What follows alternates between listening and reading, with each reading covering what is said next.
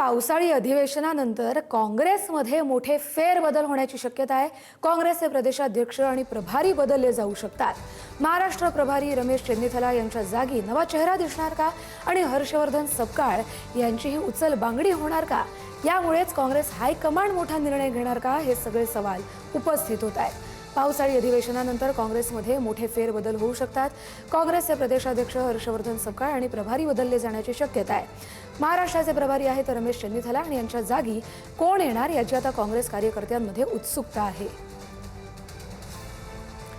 या सगळ्या संदर्भातले अधिकचे अपडेट घेऊया आपले प्रतिनिधी संदीप राजगोळकर यांच्याकडून। संदीप, कस्तुरी, प्रामुख्यानं पावसाळी अधिवेशनानंतर हे बदल केले जाण्याची दाट शक्यता आहे, कारण प्रदेशाध्यक्ष हर्षवर्धन सपकाळ आणि महाराष्ट्राचे सध्याचे प्रभारी रमेश चेन्नीथला या दोघांची उचलबांगडी होण्याची शक्यता जी आहे ती वर्तवली जाते। प्रामुख्यानं बघायला गेलं तर रमेश चेन्नीथला यांच्या बाबतीत विचार करायला गेला तर त्यांच्याकडे सध्या केरळचं गृहमंत्रीपद आहे। तिथं काँग्रेसनं सत्ता मिळवल्यानंतर गृहमंत्रीपद जे आहे ते चेन्नीथला यांच्याकडे दिलं आहे। त्यामुळे त्या व्यापामधून त्यांना महाराष्ट्राचं प्रभारीपद म्हणजे जे काही जबाबदारी आहे ती पार पाडता येत नाही। त्यामुळेच हायकमांडनं हा विचार केला आहे की चेन्नीथला यांच्या जागी दुसरा प्रभारी आणायचा। आता तो कोण असणार प्रभारी हे बघावं लागेल, कारण आगामी निवडणुका जर आता पहिल्या 29च्या दृष्टीनं काँग्रेसला मोठी तयारी करावी लागणार आहे।